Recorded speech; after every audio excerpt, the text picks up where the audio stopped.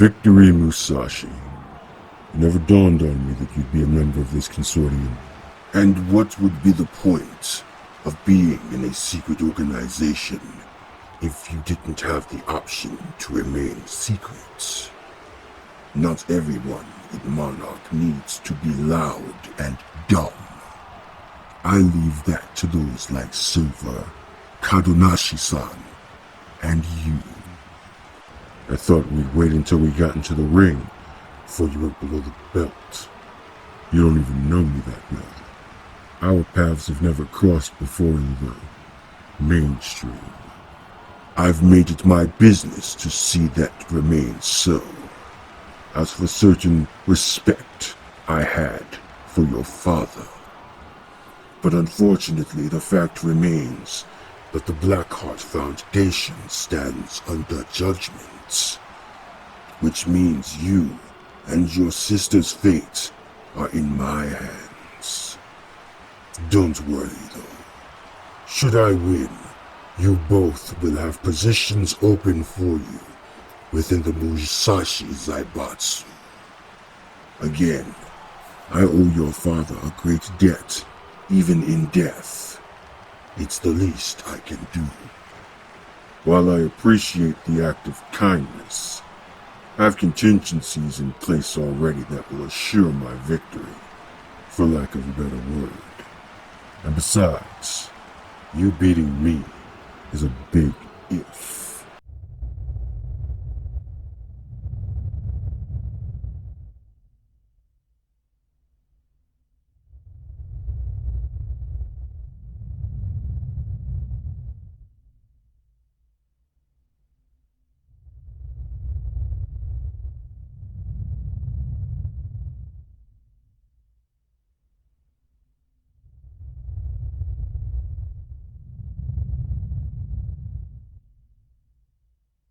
Ladies and gentlemen, the time has come for Group B of the Trial of Kings tournament to officially begin.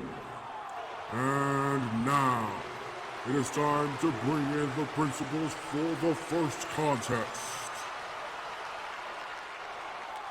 Introducing first, fighting out of New York, USA. This man is a wrestler, standing 6 feet 10 inches tall, and weighing in at 326 pounds. Representing the Blackheart Foundation, presenting the Red Devil, Tyson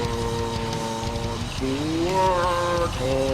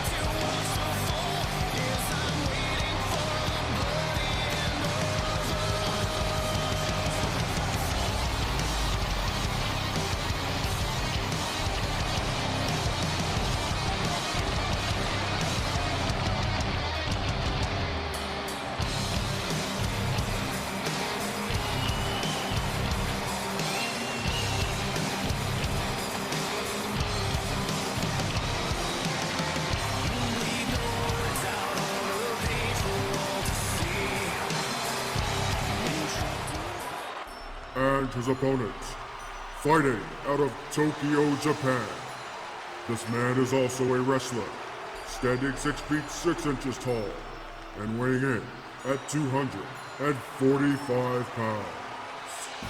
Representing the Musashi Zaibatsu, presenting the Blade Master, Victory Musashi.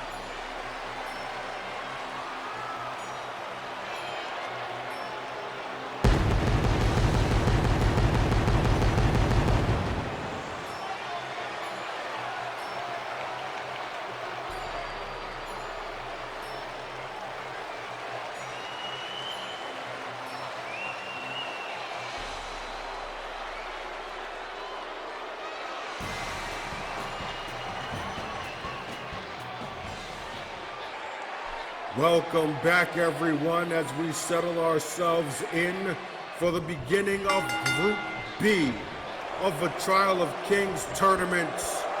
And Howard, this is something of a milestone for me as being a commentator of professional wrestling. This is the very first time ever that these two men, both influential figures in pro wrestling to say the least, are standing in the same ring against each other in competition. For the many years that Victory Musashi and Tyson Blackheart have existed in View Japan Pro Wrestling and the Extraordinary Wrestling Association respectively, their paths have never crossed.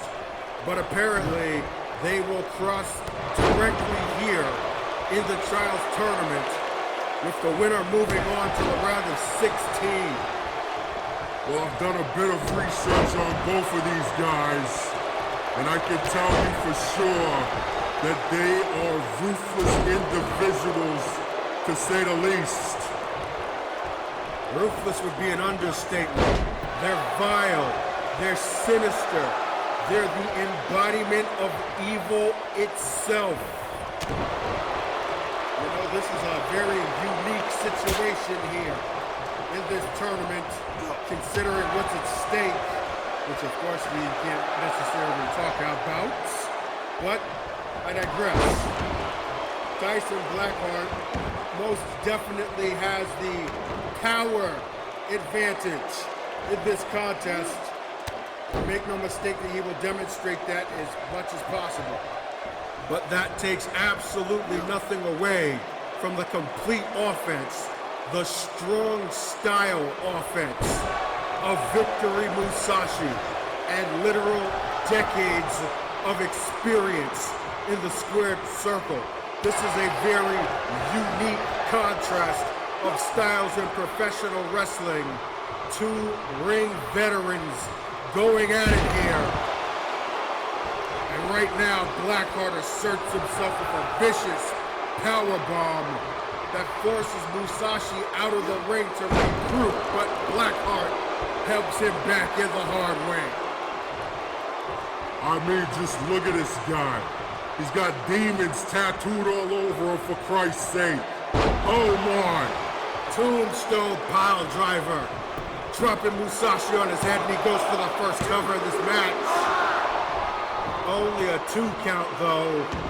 Blackheart in a little bit of disbelief that Musashi could withstand the impact of that tombstone pile driver that he uses on occasion almost as a mockery, seeing as it one time was one of the more powerful forms of offense to the king himself, who we'll be seeing in Group D of this tournament.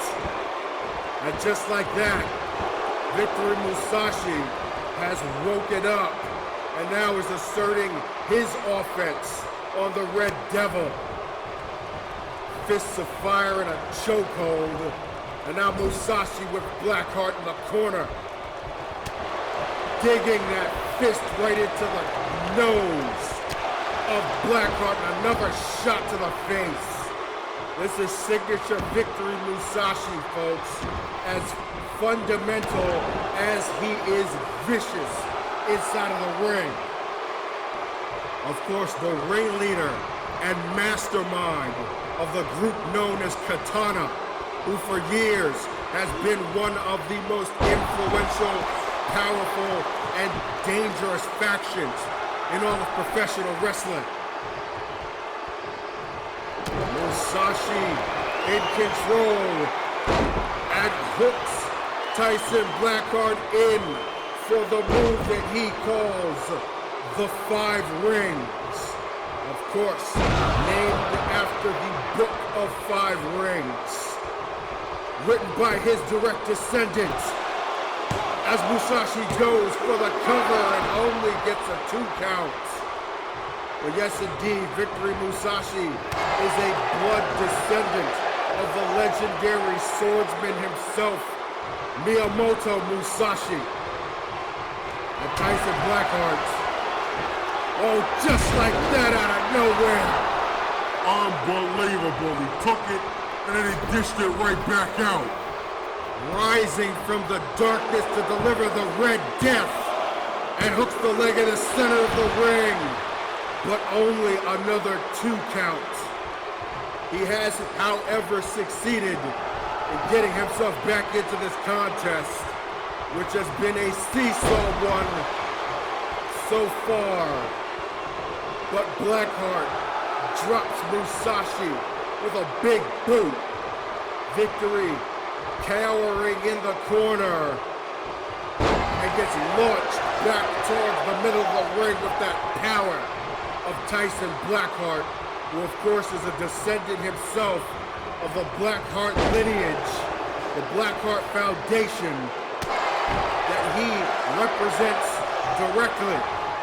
Another interesting element of this contest, the fact that both of these men are directly representing their own organizations, not sponsoring a fighter to do the fighting for them. They, of course, are not the only ones who will be doing it in this tournament. Tyson right now making his best impression of another Tyson I'm familiar with.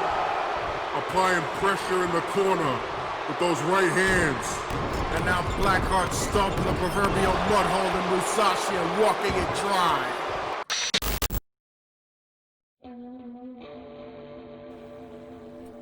You can imagine my surprise to find out that after 36 years of life on this planet, that I was the heir to a vast, worldwide corporate empire. Not exactly something you can just drink in right away. And on top of that, all of a sudden, a sister. I've lived my whole life as an orphan, an outcast, and then a loner. And in one stark revelation, I have the name of one of the most powerful houses the world has ever known. At first, I wanted it all. I gathered soldiers and prepared for war. I was determined to overthrow Carmelo and take full control of the Blackheart Foundation. But then I heard a voice of reason. Her name was Callista Dark. She was the Red Maiden, a close aide to Carmella and an organization called Monarch. Close is a strong word, though.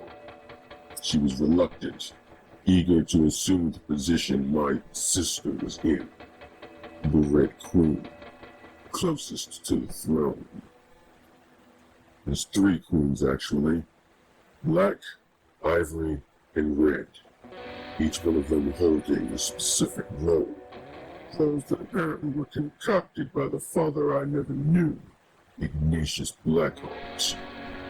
The Black Queen assumes control of the judges, their personal army. The Ivory Queen is a public representative, the conduit between their high council known as the Circle and the lower members. And the Red Queen is advisor and confidant of the king himself. A new king, it appears, can name new queens if he so chooses. But the current king had been missing in action for almost a decade. All this newfound intel piqued my interest, so instead I laid down my arms and took part in this little game. I found that the members of Monarch can be very cooperative with the ranks. Persuasion. So it was decided then that I'd build a different empire, one that would end with me becoming the new king of fear. And how ironic that the man with the crown is a man who I've had eyes on merely because he was regarded as one of the best in the world at what he does. In all cases, it's time for a change of the guard. Blackheart goes for another cover. And this is the 3rd attempt at trying to finish Victory Musashi. And he still can't seem to get it done. Another kick out at 2 by the Blade Master. Blackheart, though, going for another big move here. Classic choke slam. Dumping Musashi. Hooks the leg again. And the 4th time is not the charm for the Red Devil. You gotta give some credit to the endurance of Victory Musashi. We're both about the same age, but he's definitely in way better shape than me. This might be the end of the line for him, though. No. Musashi sidestepped the problem solver. And now hooks Tyson. Blackheart delivers the wings of victory. And Victory Musashi has just dropped the Red Devil, but is not going for a pinfall here. Marveling in his handiwork, perhaps, he picks Blackheart back up to his feet and has some choice words for him before he decks him with the right hand and another one. Irish whip, quick reverse by Blackheart, but instead, he eats a knee to the face. And right now, the Red Devil is seeing stars. And now we're seeing constellations with the signature enziguri of Victory Musashi. Tyson Blackheart taking some hits, and they are starting to take their effects. You can see he's slowed down, and that is not a good sign for a guy like Musashi. Little order of payback there in the corner with those right hands. A little gamesmanship right now, some one-upping between these 2 men, who incidentally just so happen to be amongst 2 of the biggest egos in professional wrestling as well. Musashi dragging Blackheart to the center of the ring. Might be looking to set up for another wings of victory here, but no. Short arm clothesline counter by Blackheart, who charges in and delivers another lariat to Musashi. Now finds himself against the ropes, and Blackheart looking to go for a slingshot here. Launching Musashi directly into that middle rope. And now Blackheart going with the closed fists again. Trying to beat Musashi into submission. Shot to the back. And another red death by the Red Devil. Blackheart's back in the corner again. I think I know what that means. If at first you don't succeed, try again. And Tyson Blackheart's second attempt at the problem solver hits pay dirt. He goes for the cover. And again, only a near fall. Even after laying in the problem solver. Blackheart looking to follow up here. Might have been going for his big finish. But instead Musashi cuts him off at the pass. Lays him out with a knife-edge chop. Straight to the chest. And now Musashi with a methodical pace, dropping a start to the face and then a knee to follow up. Applying some serious blunt force trauma right now to the Red Devil. But no, Blackheart counters and delivers another big boot, and this time it succeeds where the others failed. As Victory Musashi has just been busted open. And now a series of lariats drops the Blade Master, and Musashi is, as you would say, Howard, in the deep waters. Another choke slam by Blackheart. And Victory Musashi has got to find some way to get back into this. I don't know if he can. The blood's leaking from his face. He's been taking a beating. But wait a second. There we go. Musashi with a quick counter and applies a modified figure 4 leg lock on Tyson Blackheart. You can see the pain in the face of the Red Devil. This was a timely comeback on the part of the Blade Master, applying pressure to the leg, the ankles, and the knees of Blackheart, who finds a way out. But that was just enough to get Musashi back into this. Musashi's got him cornered again, delivering those strikes. Now we might be looking for something even bigger than a striking move here. He's got him up. Taking Tyson Blackheart up to the high rent district. And there's nowhere to go but down. Superplex by Victory Musashi. And that one took something out of both of them. But Musashi is running on pure adrenaline here. And setting Tyson Blackheart up. Double underhooks. And another wings of victory. And this one busts Blackheart wide open. Victory Musashi right back into this. Makes Blackheart wear the crimson mask. But wait a second. Oh my God. Who the hell is this guy? It's Kevin Lassiter, the excommunicated outcast of Katana. How the hell did he even find this place? He just laid waste to Victory Musashi with that kendo stick, and now Lassiter with a double underhooks and hits the Blade Master with deep impact. Tyson Blackheart looking on with absolutely no clue as to what it is that he is witnessing. But I know what this is all about. This is a statement being made by Lassiter as he delivers the Swordbreaker to Victory Musashi. And now he's just turned his eyes to Tyson Blackheart.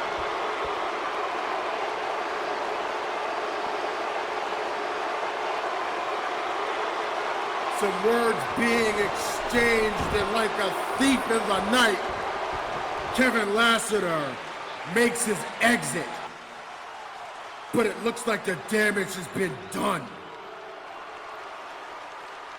Both men are bloodied up, but Victory Musashi looks the worse for wear here as he eats another one of those choke slams. The blind side by Lassiter knocks Musashi for a loop. And now the Red Devil will read the Blade Master his last rites. Done. Ladies and gentlemen, your winner by 3 count, Tyson Blackheart.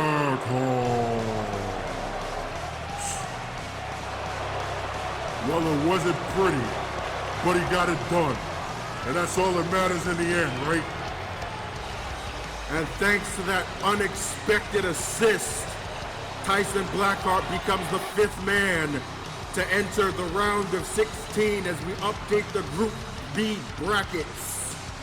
He advances with the victory against Musashi, for lack of a better word, and awaits the winner of our next contest here at the Trial of Kings tournament. I think I understand why these two never faced each other on the outside, because that was intense.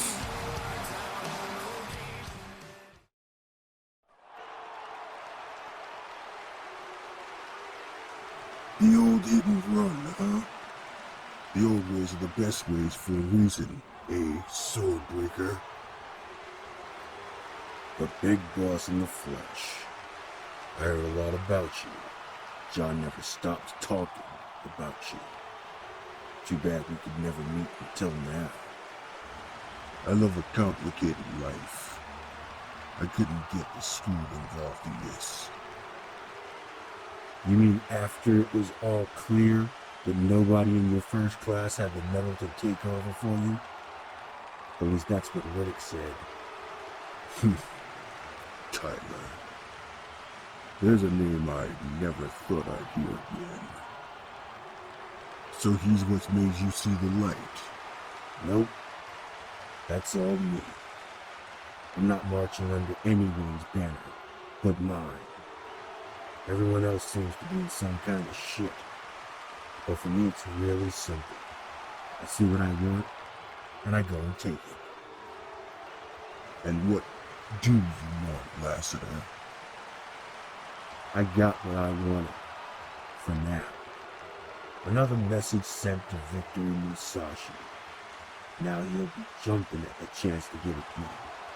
And that's when I break his blade. And when the time's right, maybe then you can show me what John's been afraid to. There's a lot that even he doesn't know. Yeah, I kind of figured that out already.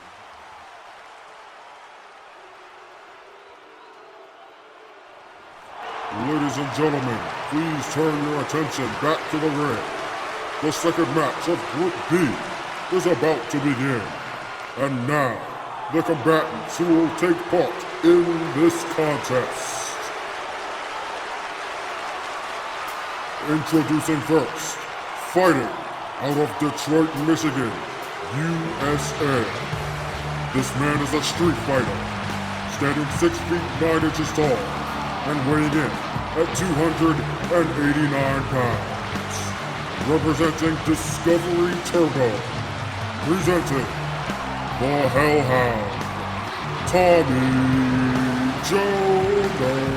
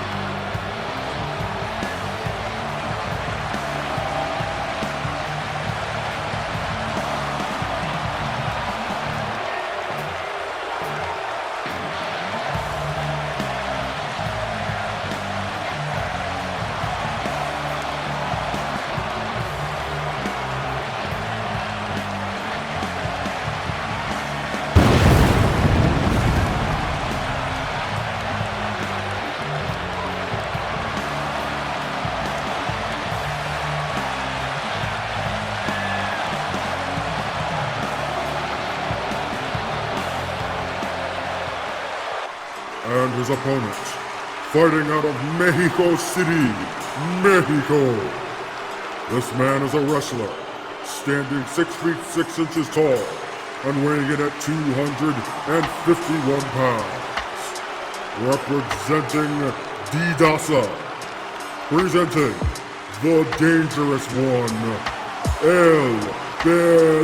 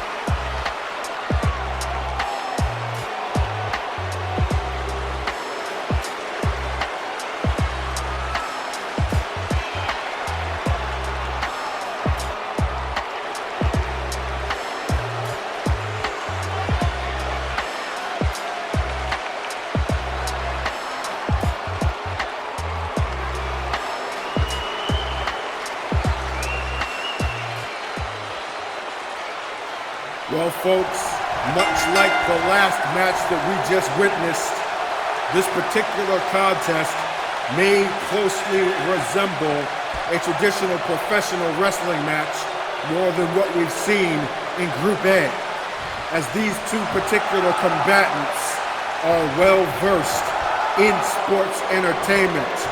In El Peligroso, you have one of the hottest prospects to come from south of the border.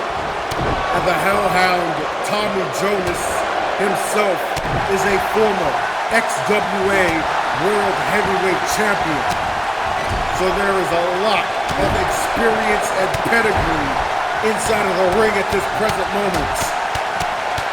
And a whole lot of hard hits as Jonas, one of the heaviest hitters to ever set foot in a professional ring, just introduced rights and lefts to the face of the dangerous one, and follows up with a big kick right to the jaw.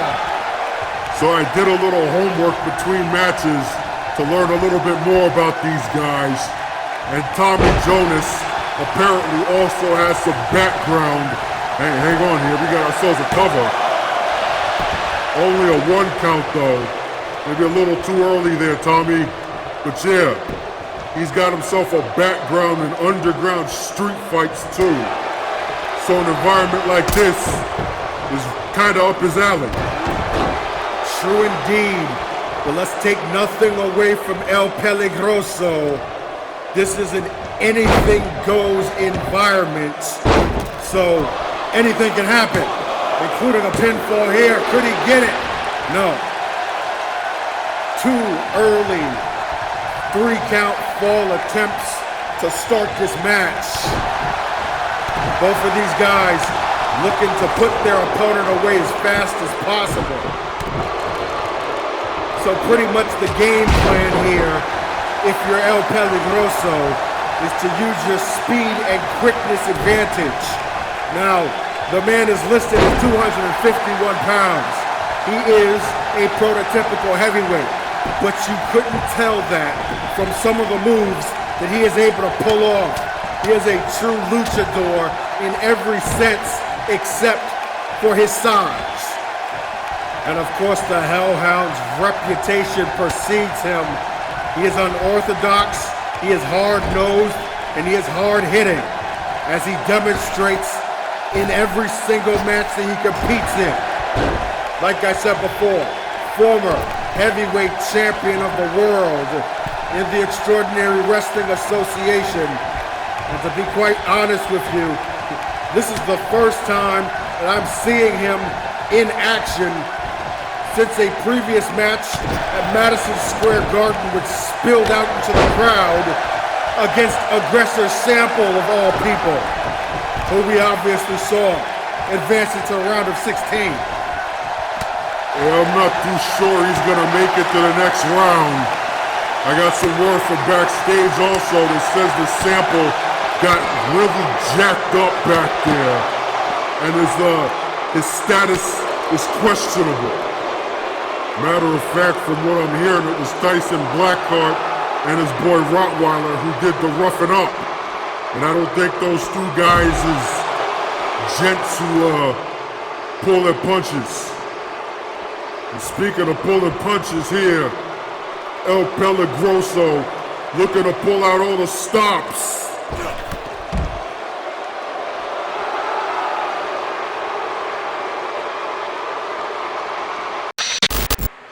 El Peligroso is a hot prospect in the pro wrestling world. He most recently joined forces with a group of fellow Mexican and Japanese wrestlers to form the stable known as Puro Rudo. He regards himself as the best luchador in the world, and a victory in a high-level tournament such as the Trial of Kings would more than prove it. Diving down off of the apron with that clothesline. And right now, Peligroso in control. Looks like he's going for a big backdrop suplex in the back of Jonas's neck. Very uncomfortably bouncing off of that padded floor. There is clearly a whole lot going on in this tournament, but we're going to try our best to keep our focus back into what is happening inside of the ring. And right now that is El Peligroso with another springboard clothesline. This time inside of the ring, and like I said, this is a man who is 251 pounds, flying around like a cruiserweight. Hard impact there on that draping DDT by the Dangerous One. And Jonas eats a super kick. Peligroso follows up with a straight jacket, German suplex with a bridge. But only a count of two. An impressive maneuver, however. He is definitely showing me something here tonight. Lucha Libre ain't just flippy shit. That Peligroso smells blood, but no. Looked like he might have been going for a Judas effect, a back elbow, but he gets cut off by Tommy Jonas. He fires back with another one of those scintillating big boots. And now Jonas showing off his power, hoisting Peligroso up, and then drops him backwards from a powerbomb position into a flapjack. Like I said, the man is unorthodox. You think he's gonna do something, he does something else. But whatever he does is designed to do one thing, and one thing only, and that is to hurt you. He wants to punish you. This man is a street brother in every sense of the word. And that Motor City attitude comes out whenever he gets going. And speaking of that, the Hellhound taking a page out of his little sister's book with the triple threat on El Peligroso from the ground. And Jonas' hard Irish whip. Peligroso crashing into the turnbuckle and trying to roll out of the ring to regroup, but here comes Jonas on the follow. Double axe handle from the apron. And the Hellhound pouring it on and serving it up. Three-piece and a biscuit. The Jonas family's infamous, furious flurry. This kid, Tommy Jonas, has got more hits than those other Jonas boys. You know, the ones that do the singing. No relation, huh? I actually kind of like Nick Jonas myself, but yeah, no relation. Right now, El Peligroso is singing the blues outside of the ring in the clutches of Tommy Jonas and just got almost broken in half off of that LCD ring post. Pure brutality on display right now from the Hellhound, who is treating this like a barroom brawl. Elbow to the top of the head of Peligroso and Jonas now.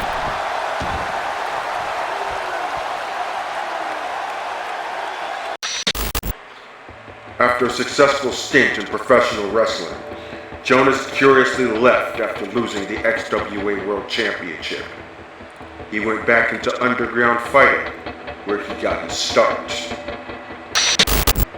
He never really cut ties with the Detroit street culture, from fighting to street racing. So when word of the Trials tournament came along, a local sponsor recruited him exclusively. The arrangement, they get the business boost, but he gets the throne.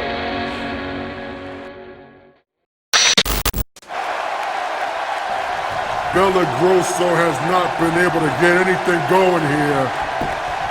And Jonas is going for another cover. But another 2 count. Almost got him, but not quite. Well, let's give Peligroso all the credit in the world for at least getting up to one knee, let alone fighting back. Quick counter into a snap suplex. And now Peligroso's the one who goes for a cover. Again, both men just trying desperately to finish each other off. But Peligroso now looking to pull off another big move. How about a gut buster right across the knee? And dragging Jonas towards the corner. Perched on the middle turnbuckle and utilizes the knee again. This time to Jonas's face. Another Michelle Obama move. First go low, then go high. Peligroso following up with a leg drop and then following up with a fist drop.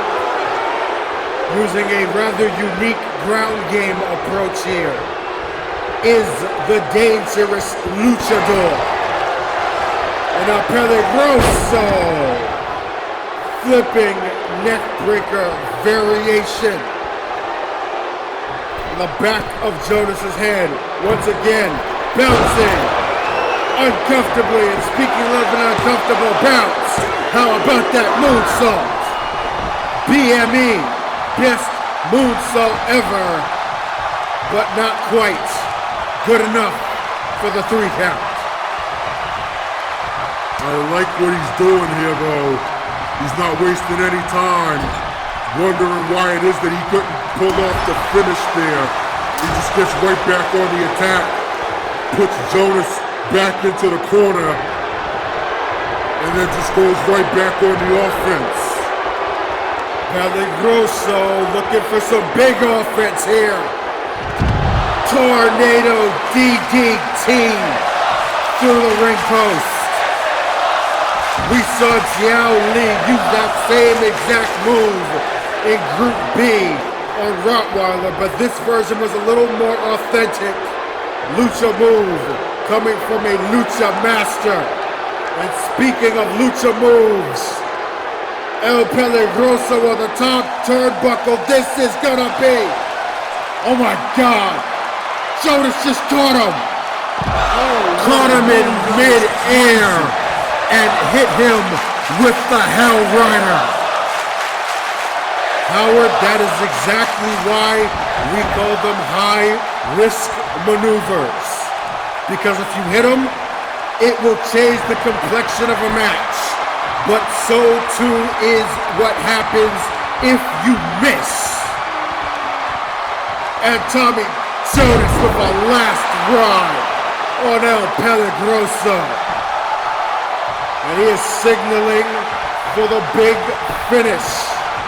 Peligroso still with some fight left in him, but I think his night is about to come to an end. Another Hell Rider. And this match is over. Ladies and gentlemen, your winner by 3 count 4, the Hellhound, Tommy Jonas. That was a good match. It's too bad that somebody had to lose, but as the saying goes, that's the way the cookie crumbles. And with that said, the Hellhound raising his arm victorious, now making his way to that custom whip of his. I'm really surprised that he actually managed to get it all the way out here, but you know, Monarch's money doesn't run thin, so they can pretty much do anything, right? Anyway, the Hellhound riding off into the sunset victorious. He is number 6 out of 16 going into the next round of the Trial of Kings tournament. And next up on the docket for him is the Red Devil Tyson Blackheart. To say that match won't be pretty is an understatement. Folks, we will be back with the second half of Group B after this intermission.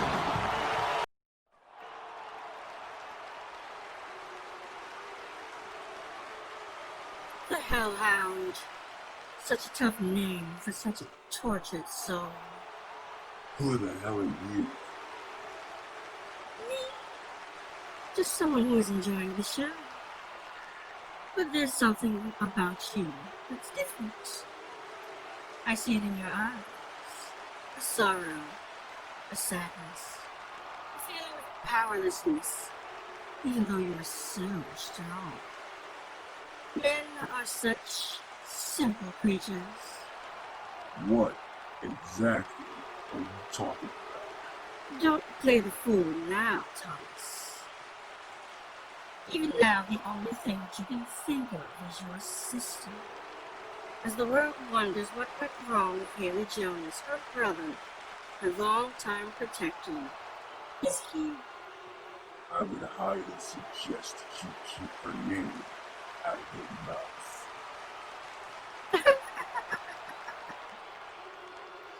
If only Peligroso knew of exactly how much of a weakness she truly is to you. You would have broken under the pressure of your own emotion. Your next opponent will be very aware of your vulnerabilities and use them against you. I can't have that happen because I really want Tyson Blackheart to lose.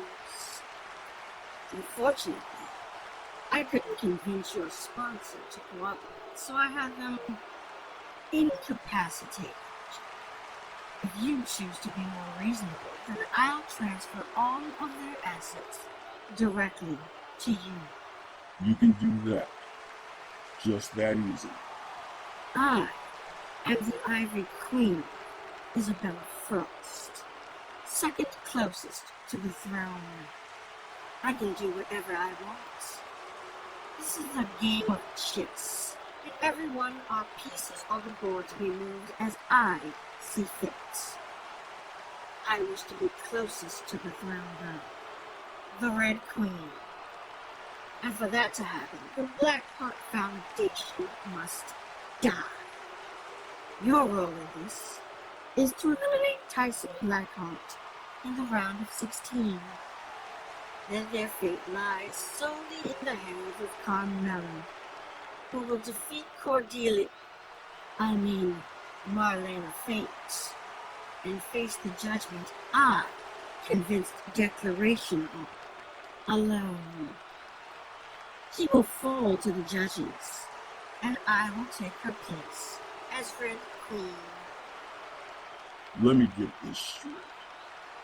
For this scheme of yours to work, Tyson Blackheart has to lose, but Carmella Blackheart has to win? You rich people are complicated as fuck. As I said, this game is chess. It takes a cunning mind to win. And oh, how I do love to play. So, can I trust you to be focused enough to defeat the Red Devil?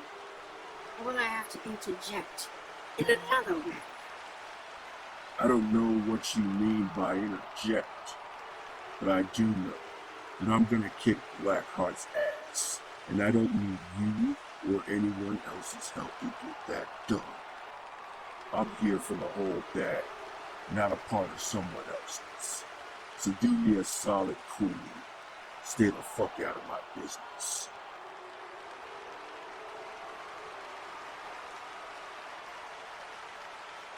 Kevin Lassiter, the Black Queen, like that for one for you.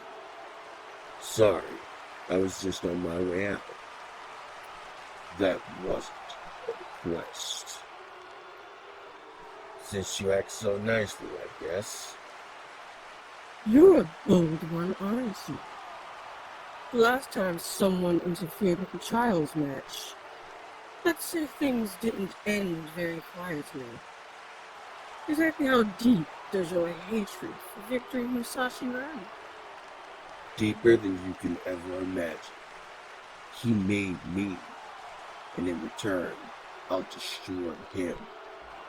Easier said than done, but I digress. What you've done here tonight is quite noteworthy. An outsider finding this place to exact his agenda. Very impressive. So you want to start a fan club? What I should be doing is ordering my judges to tear you apart. But then I realized who you are, Mr. Lassiter. You're no outsider. I saw you speaking with the king earlier. That ties you directly to Monarch. To us. That's why I've come to you with an offer to become the Black Hand. Black Hand. Sounds like a comic book villain. You're both bold and witty. I like that. As Black Hand, you'd be my personal bodyguard and advisor. You'd also be co-commander of the judges, alongside of my Black Maiden, Asia. Most important, you'd be under my protection from retaliation by Musashi. Because trust me, he will come after you for what you've done. Do I look scared of him? I don't care what kind of Illuminati bullshit this is all about. The bottom line is that if it comes down to him and me in a fight, I like my allies. And I'm done taking orders from anyone. I assure you, Kevin, I would have no orders to give to you. You would be the one in control. Stay. You'll be my honored guest. See what I have to offer, and then make your decision.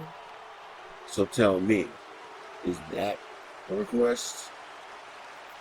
You're the one who likes to take risks, Kevin. You tell me.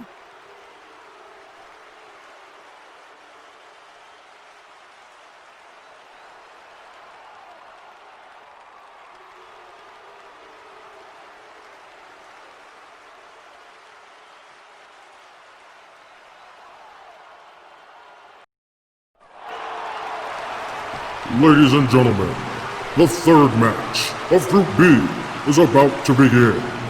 And now, our next two competitors.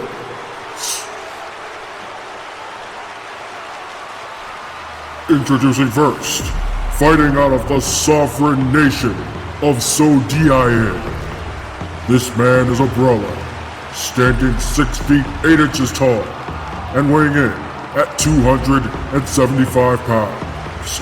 Representing Zinnerton, presenting the Predator, Kamaru Kongo.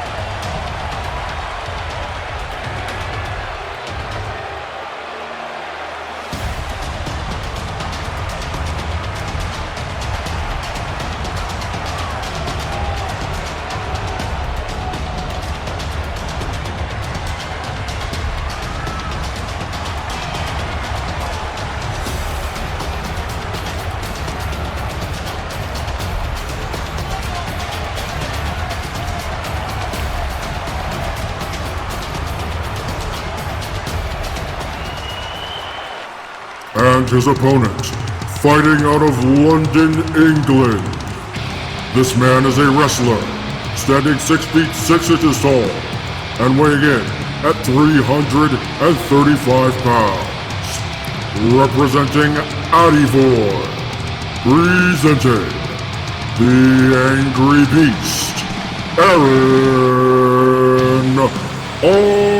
Archer.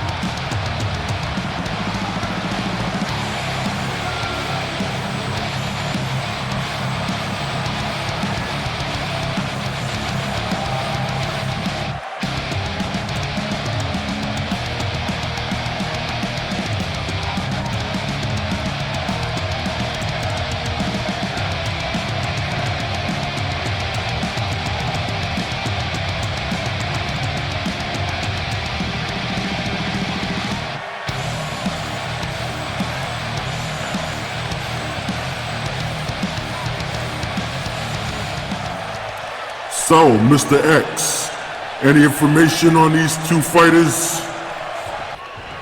Well, the Angry Beast, Aaron Archer, is one of the most dominant figures currently on the European wrestling scene. Rumors have it that he is soon to sign, in fact, with Purity Strong Style Wrestling. So that's definitely going to be a game changer for that particular wrestling promotion. As for Kamaru Kongo, well, there is no information on this guy. He has no professional record whatsoever. We are pretty much seeing him in action for the very first time. But from his obvious look, just because he doesn't have a professional record in combat sports doesn't mean that he doesn't have a record in combat. And that is a very, very scary thing to think about. He comes from the sovereign nation of Sodiaye, which is an island on the outskirts of Africa, and it's called a sovereign nation for a reason. They operate outside of United States jurisdiction. They pretty much are their own entity on the planet Earth, and, well, they execute their own laws. to anyone who is on or over their sovereign land. And those laws are particularly merciless to those who would try to threaten the land or its people, as decreed, of course, by their queen, Talena Nkrumah.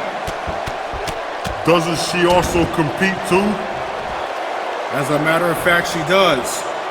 In the same promotion that I just mentioned earlier, Purity. I have no idea, however, what relationship, if any, there is that Kongo has with Talena. He could be a soldier in their army. He could be a mercenary for all we know. What I do know is that he is a very big, strong, and powerful individual to be trading shots with a man the size of the angry beast Aaron Archer.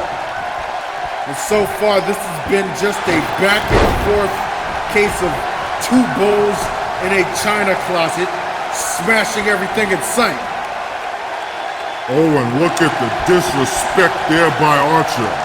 He is definitely not sweating Kamaru Kongo. Well, Archer is definitely what you would consider a grizzled veteran in professional wrestling. A long-standing career in multiple promotions. He's been a world champion, he's been a tag team champion, and he's had some run-ins with a couple of the competitors that I see in some of these other group seatings. Killer Willie Travers, Magnus von Schwartz, and the King himself as well. But Kongo has quickly regained momentum here off of a blazing fast counter. He digs that knee right into the chest of Archer. And now he's digging his fingers into Archer's face. Wow, that is a very, very unfriendly maneuver. Well, when you're as big, strong, and fast as this guy, you don't have to be refined. Pure, raw killer instinct by the predator, Kamaru Kongo. And he goes for the Irish whip and a big-time power slam. Hooking the leg center of the ring. And a 2 count only. Despite the tremendous beating being administered, you definitely cannot take anything away from Aaron Archer and just his instinctive nature to continue to come back for more. But what is Kongo doing right now? Oh, flips into a back elbow. And what the? Are you kidding me? This guy is a freak of nature. Incredible. Kongo was a member of SODIA's Royal Guard, but left when they refused to allow him to travel outside of their borders to prove his nation's strength. With his combat training, he became a mercenary for hire. Despite his defection, he is proud of his nationality and believes those who are born of SODIA are the true strongest humans on Earth, mentally and physically. He aims to prove it to those whom he feels are wrongfully honored. Kongo going for the cover again. And only a 2 count once more. The Predator starting to find his prey being a little hard to kill here. But wait a second, Archer just got back up to his feet. And Kongo got caught off guard on top of the turnbuckle. The angry beast just tossed him right off of the top and is continuing to toss Kongo.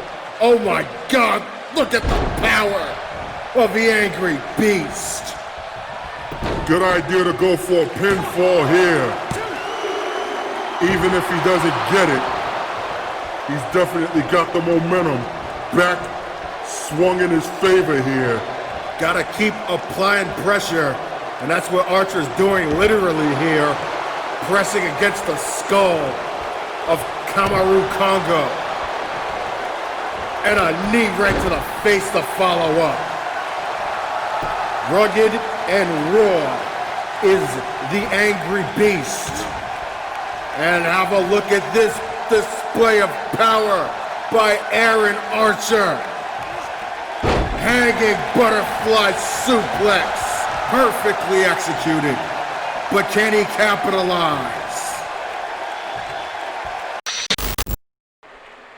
Archer jumped at the chance to take part in this tournament when he learned of some of the names who would be there.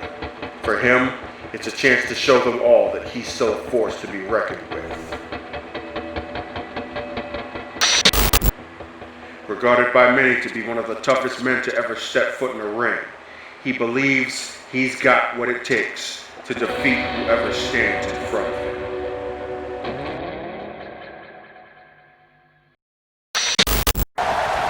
Archer's got Kongo on the ropes here, figuratively speaking.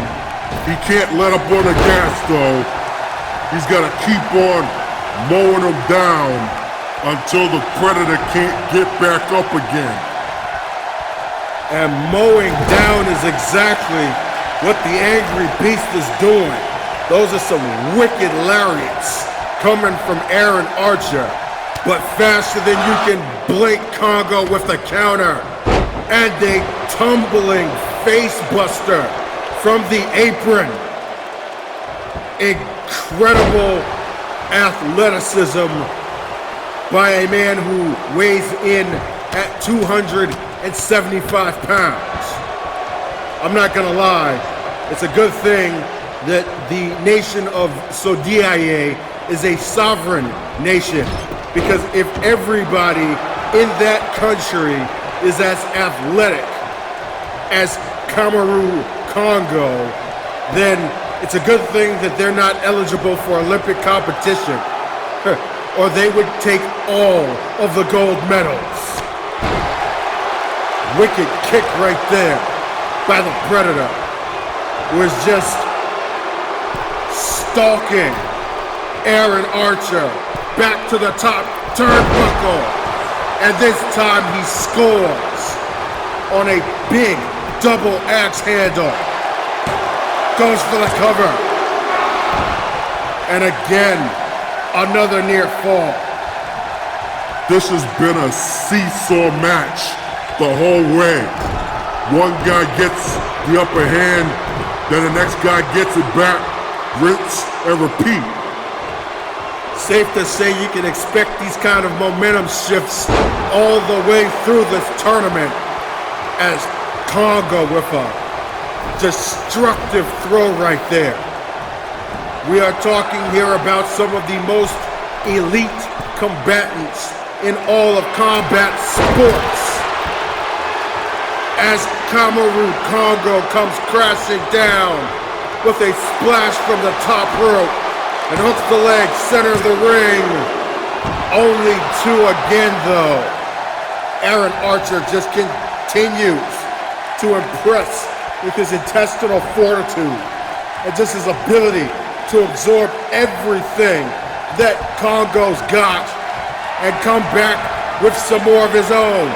Quick counter, and look at this. Oh my goodness, out of nowhere. Aaron Archer delivering a beast of riser. His finishing maneuver from out of a clear blue ether goes for the cover. And no, Kongo, the Predator, kicks out of the Beasto Riser. But trust and believe Aaron Archer is not going to stop there. Another back body drop into a front spine buster.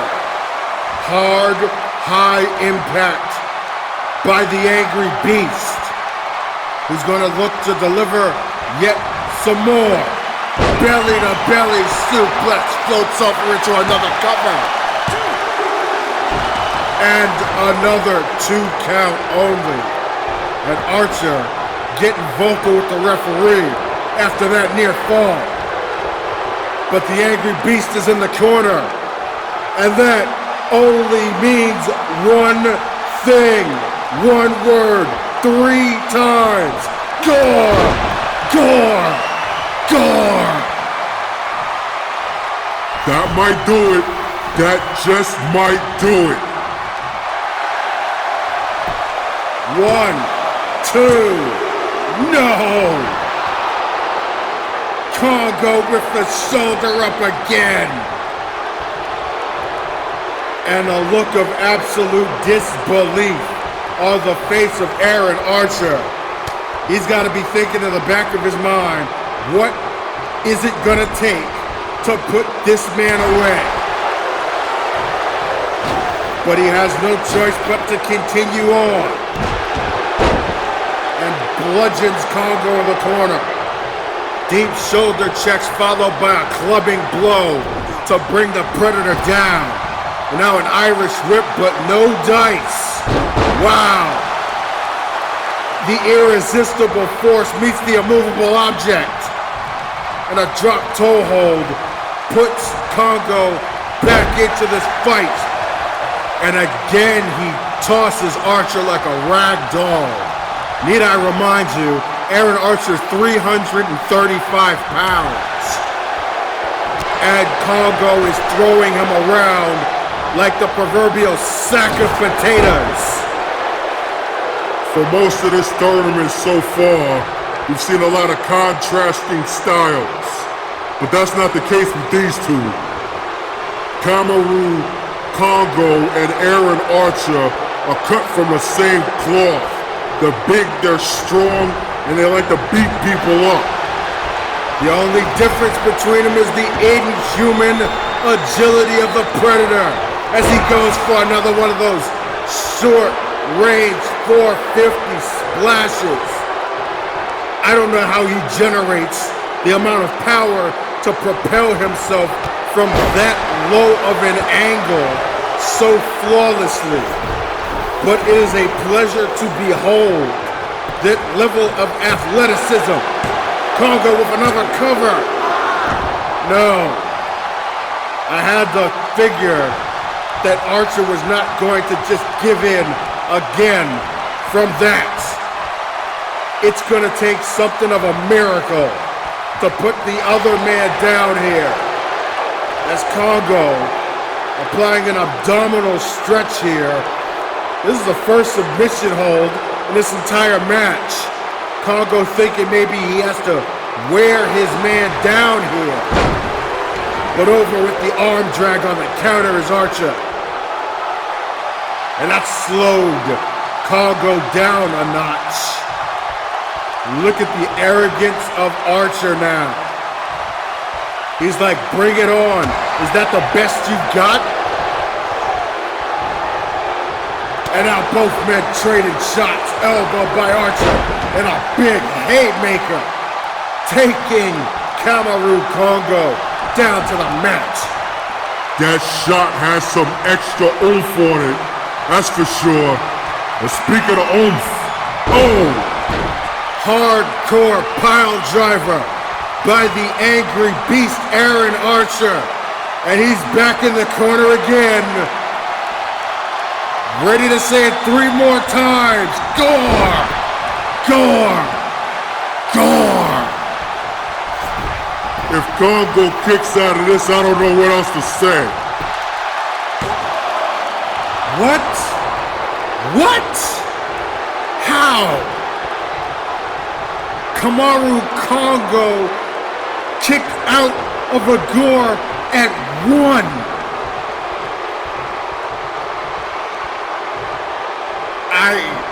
I'm at a loss for words right now here, ladies and gentlemen. A 1 count? What is this guy on? Sometimes you gotta dig deep and weather the storm to overcome whatever is getting thrown at you. And that's what Kongo is doing here. And now he's got Archer up. Looks like he's going for something big here, and And here we go, baby. What the fuck? You have the usual wrestling crowd here in attendance, so I'll go ahead and say it on their behalf. Holy shit. Ladies and gentlemen, your winner by knockout, the Predator, Kongo.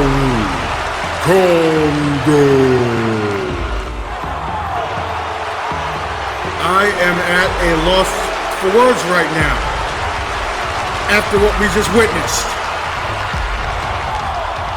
Kongo just punched himself a ticket to the round of 16 with the victory over Aaron Archer. And now we're going to have to take another intermission while the event crew repairs the freaking ring. And there's still one more match to go here in Group B. But how do you top that? Wow.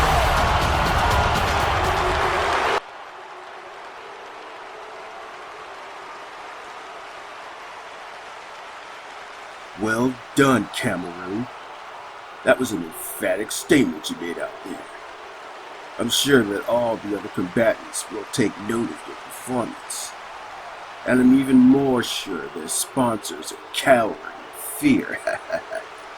Do you think I care about their feelings? I am a predator whose hunger has not been satisfied. Do not address me for petty politics and predictions. Just show me my next opponent, so I can devour them. I highly suggest you pay attention to this next match then. Regardless of whom out of them wins, there'll be a dangerous opponent for you in the round of 16. And you think I am not dangerous? No, I didn't mean it like that. I just... Shut up! My only desire is to face the man who calls himself the king. He is not of Sodiaye blood, so he is no king of fear. I am. Yes, I understand, but... I came for him, but I have to defeat others to get to him. I do not care who they are. They stand in the way of me and my prey. I will destroy them all. You stay out of my way and out of my sight, or I will destroy you as well.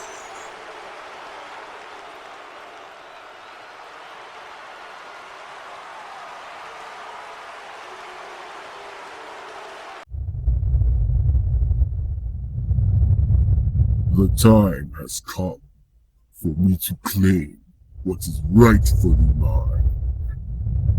It was I who imparted the concept of what would become the tribes to Monarch, based on a tradition that the merchant guilds in Japan have carried for generations to settle their differences. Strong warriors, battling in combat in the name of their benefactors for power and influence. There was no one who could have defeated me. The others in the circle were so weak and feeble.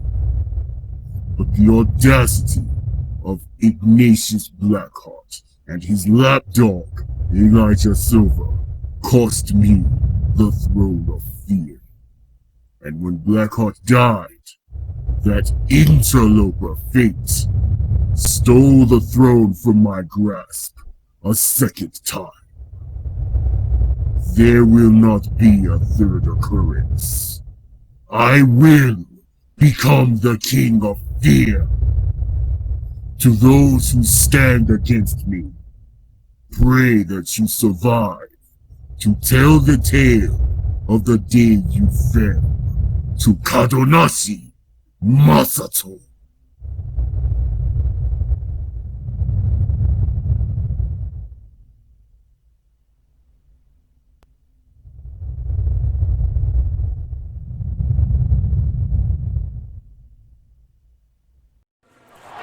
Ladies and gentlemen, thank you for your patience as we restore the ring. And now, the final match of Group B is about to begin. Introducing first, fighting out of Oslo, Norway. This man is a brawler, standing 6 feet 10 inches tall, and weighing in at 295 pounds. Representing the Bertier Corporation, introducing the mercenary, Alexander Nilssen.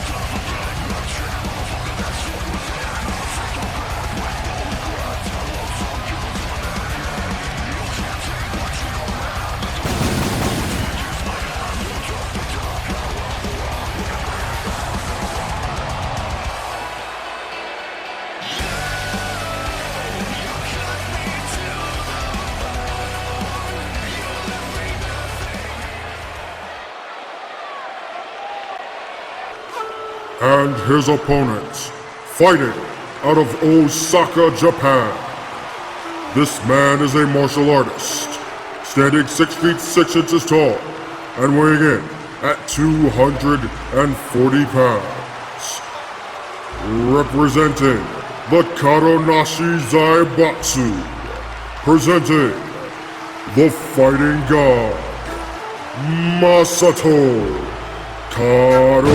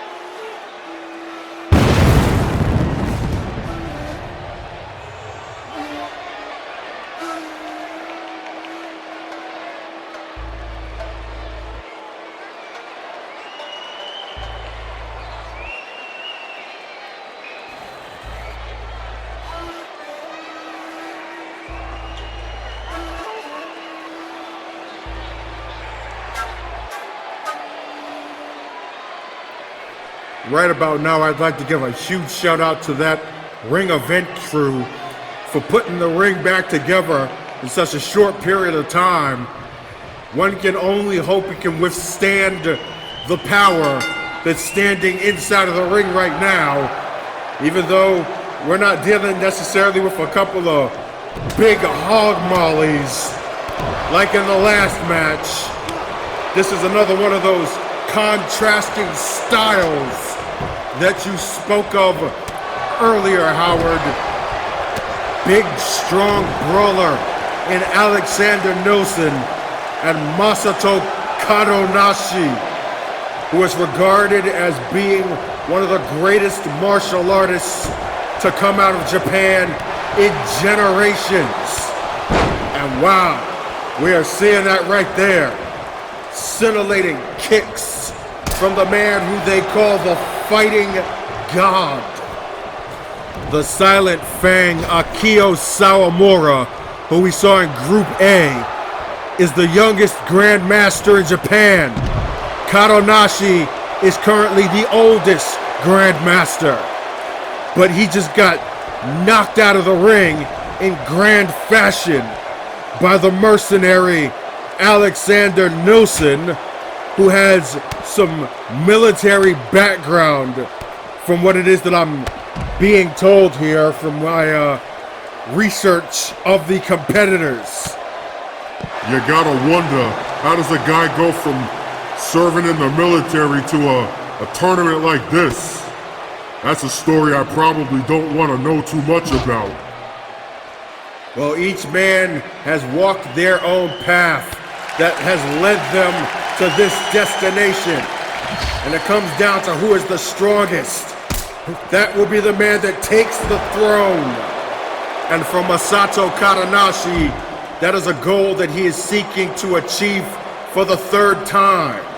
He has taken part in all 3 iterations of the Trial of Kings tournament, along with one other individual who we will be seeing in Group D. Well, we don't know a whole lot about the first 2 tournaments, but everyone I've asked who has any knowledge of them doesn't want to talk about them. So I just pretty much leave it at that. Probably for the best. And right now, Kadonashi putting the boots to Nilssen in the corner. So far, this contest has been more of a striking match, which I would probably go out on a limb here and say favors Kadonashi more than it does Nilssen, despite the fact that he seems to be pretty adept in the striking department himself. The near 7-foot Nilssen serving up a picture-perfect super kick and then following up with a spine buster. He is definitely going to want to use his power advantage on the much smaller opponent in Kadonashi. But of course, Kadonashi has him beat in terms of experience and technique, which goes a long way. We'll just have to see how far that actually does go. Right now, Nilssen hoisting Kadonashi on the top rope and whoa, beautiful. Front drop kick to the temple and he goes for the cover. 2 count only. Still a little early in the match, but I don't blame him for trying to go for the finish right there. That was an impressive maneuver. And so is that. Spinning Uranagi slam by the mercenary. And now digging the heel of his boot into the bare chest of the Fighting God. Alexander Nilssen, with the momentum in his favor right now, will look to try to administer as much punishment as he can. And that was a wicked knee right to the face of Kadonashi. I'll be surprised if he didn't loosen some teeth there. Nilssen was a long-time Spec Ops soldier before leaving the military and joining a private military company. His aggressive nature soon got him into hot water, and he was eventually terminated from his position. He then became a hired gun, doing work for the highest bidder. That soon led him to the world of underground fighting, which he does for a side job. His CQC expertise caught the interest of his sponsor, which ultimately led him to the tournament. The referee keeping a close eye on the action to see if that wasn't a knockout. But Kadonashi gets back to his feet, only to get dropped right back down to the canvas by way of a choke slam. But he gets his shoulder up at the count of 2 from the pinfall. Nilssen is doing what he has to do. He's doing all the right things. Kadonashi came in here with a whole lot of hype and a whole lot of clout because of his standing and also the fact that he's competed in the previous 2 tournaments. But that doesn't mean anything to the mercenary right now. He has taken it to his opponent. He is not reading into the myth of Masato Kadonashi.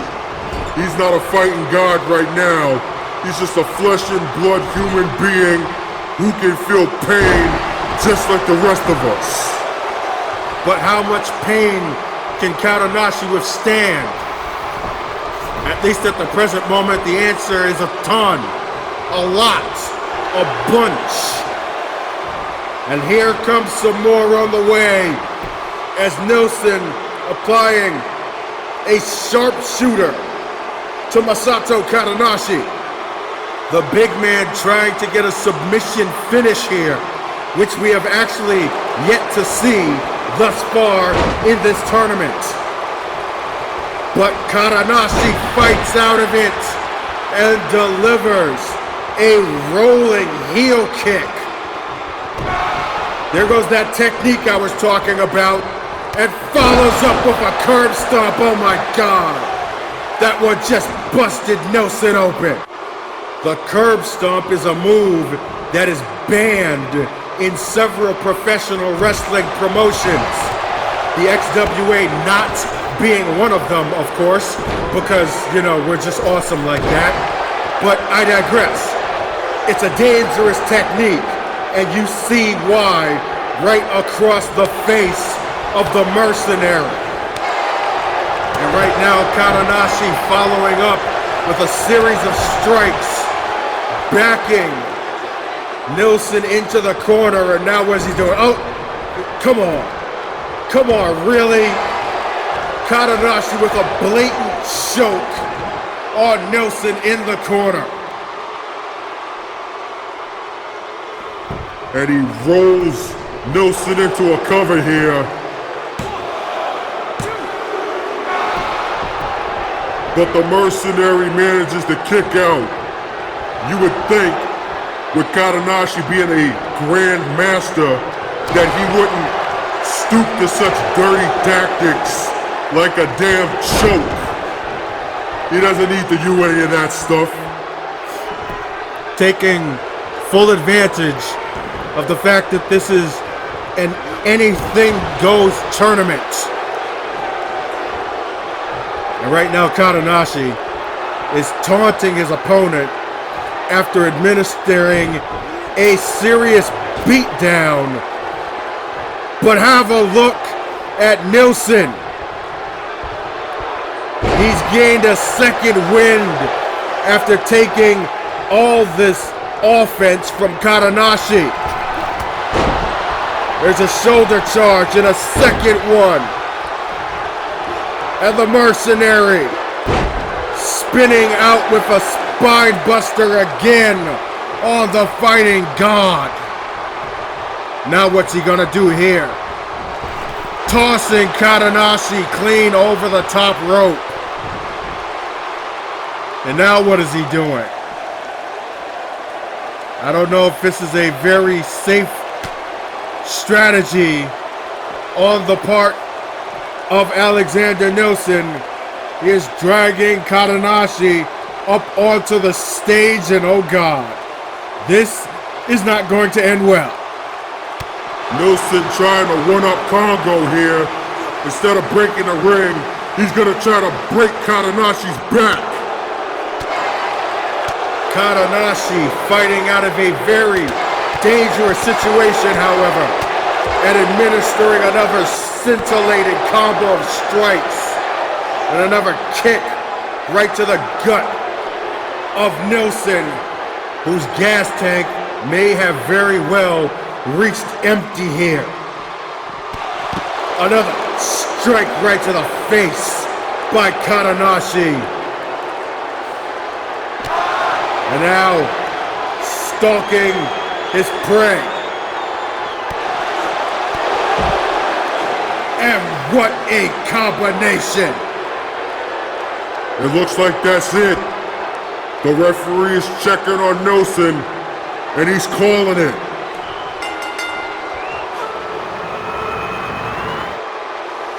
Ladies and gentlemen, your winner by knockout, the fighting god, Masato Kadonashi.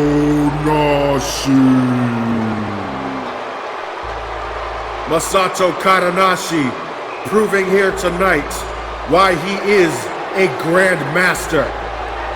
And with that, Group B comes to a close as we take a look at the final updated brackets. And it looks like we're gonna have gods, demons, hellhounds, and a beast headed into the round of 16. That will do it for us for now. Another intermission as we prepare for Group C of the Trial of Kings tournament.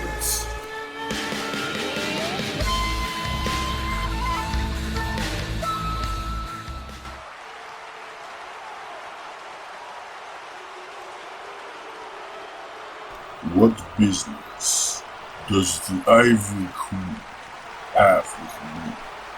I know how badly you want to take the throne. It's almost as bad as I want to be closest to it. It doesn't matter to me who is king. Only if I will be queen. So, you're proposing an alliance between us? I can't be certain that Tommy Jonas will deliver a win against Tyson Blackheart. So in the event he doesn't, I offer my full resources and cooperation to you. The Red Devil is proving himself to be quite a formidable mind if he has you concerned. Especially if it leads you to striking a deal with me. I wouldn't call it strange bedfellows, Kadonashi said. In fact, I always prefer the prospect of you as the king. Perhaps maybe you could draw a strange punch and keep the bedfellows apart, if you know what I mean. So it's true then. The Ivory Queen does love to play. Then by all means, let the games begin. Too many thoughts on my mind, I can't sleep at night, so I just keep writing. I don't need no help, I don't need opinions, so don't waste my time then. I just been living online, my city don't show me no loving, that's fine. Fuck local radio stations, I got more plays than all of these rappers combined. I'm going again, I've been going in, I'm fed up with so many things. I gotta just let it all out, I'm talking about the shit they've been talking about. Telling me I should do this, telling me I should do that. Telling me things about rap. Talking the truth and that stab in my back, they will knock me off track, no. Too many things have been building, been hard to deal with, I just been drinking. Remember my moves in the past, I'm wondering what was I thinking. Lately I'm living in fear, wondering what if the end is so near. All of this shit going on, the shootings are strong. One shot to the head and I'm gone. I'm losing control but I can't let it go, cause I'm trying to get more. And I've been in the moment, I've been in the zone, and I'm moving alone. I don't pick up the phone when my family call, I've been doing it wrong and I don't know what's happening. Trying to get what I just been imagining, getting close and I just been examining all of the fake shit the game has been packaging. I've been keeping it real, I've been doing what I feel. I've been out here trying to kill every beat, I know I will. Everything I'm working on, every night another song. They be quiet all alone, they gon' notice when I'm gone. I come from a town where most of the people are so close-minded. They go into school and they work in a job but they don't even like it. I won't be put in a box, nobody telling me what I should rock. Nobody telling me what I should drop, cause I do what I want and just know I don't stop. Recording till 4 in the morning.